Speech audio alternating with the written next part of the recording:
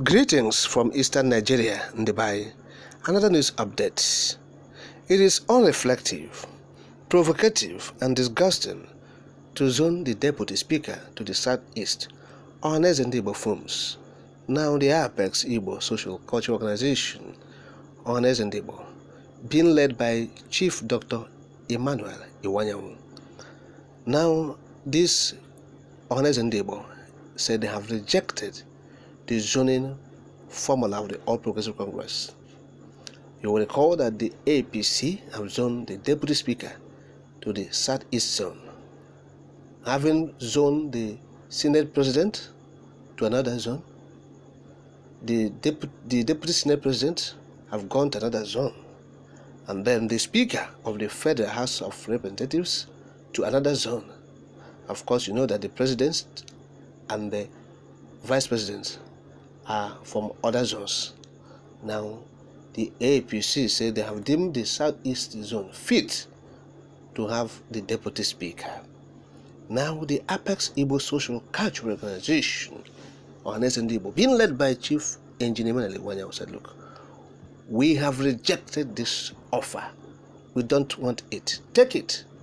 And look at what they have directed to the members to do. That's members of the National Assembly. Look at what they said.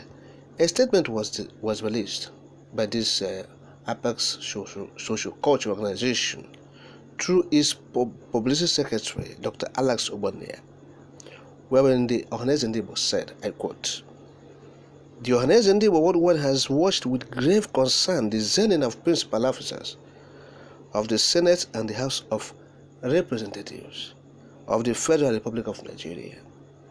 We have also observed that the All Progressive Congress, APC, zoned the position of the Deputy Speaker to the Southeast of Nigeria. The Ndigbo states that allocating the position of the Deputy Speaker to the Southeast is highly unreflective, disgusting, and provocative to the Igbo.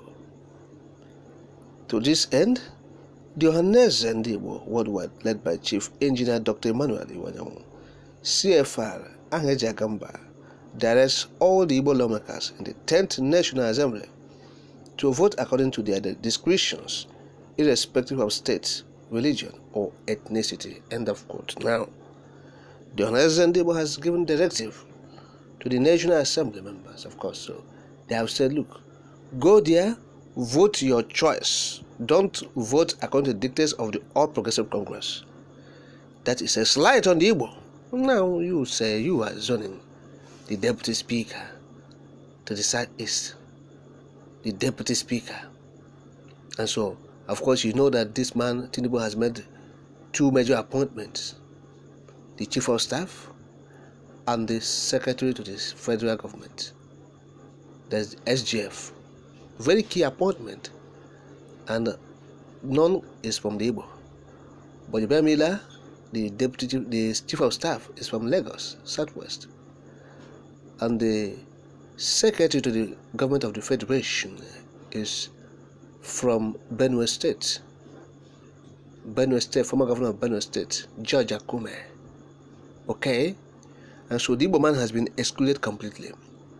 So the only position is Deputy Speaker.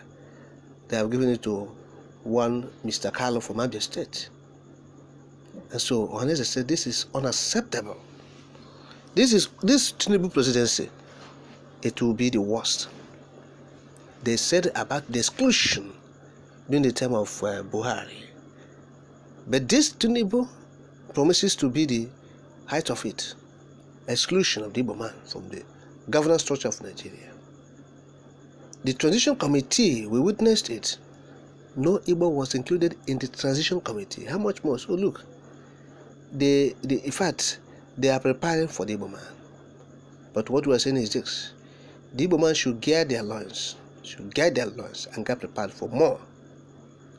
So all this thing is in the interest of the Igbo, because the one is this: nobody is talking about one Nigeria any longer.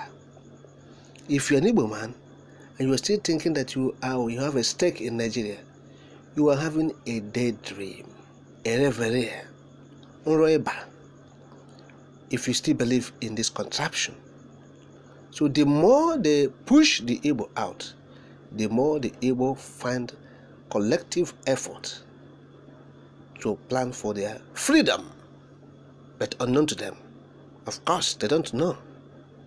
Yes, if Satan knows that crucifying Christ and the cross of Calvary will be for the liberation of mankind, he wouldn't have done that. He thought it was in the negative. He wanted to punish Christ. He didn't know that actually what he was doing is to liberate mankind, whom he have hitherto put under slavery and bondage. But Christ came and liberated mankind through his death on the cross of Calvary.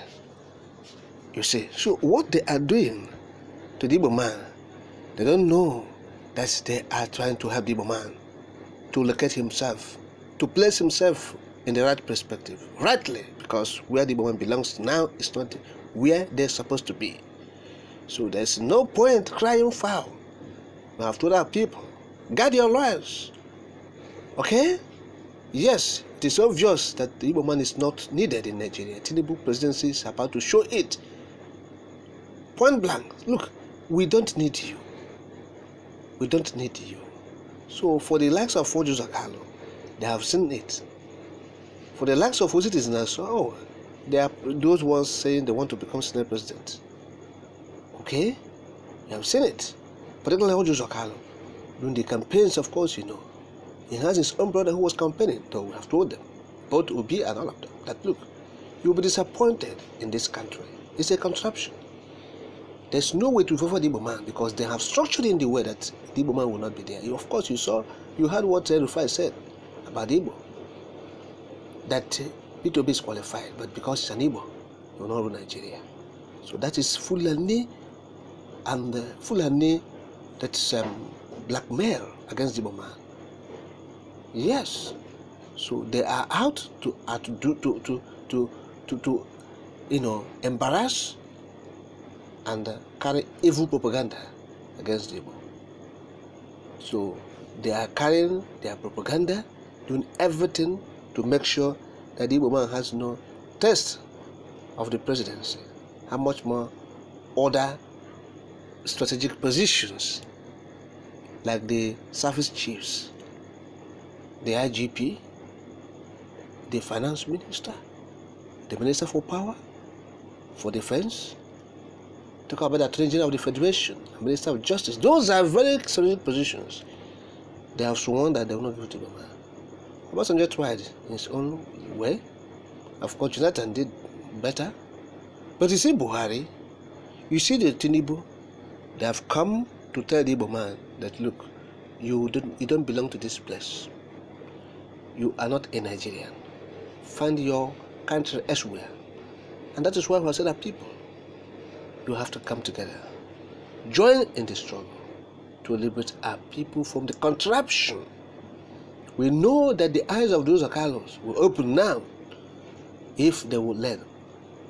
It's a bitter lesson. They have to swallow this pill. It's bitter indeed, but it will teach them a lesson that will help them.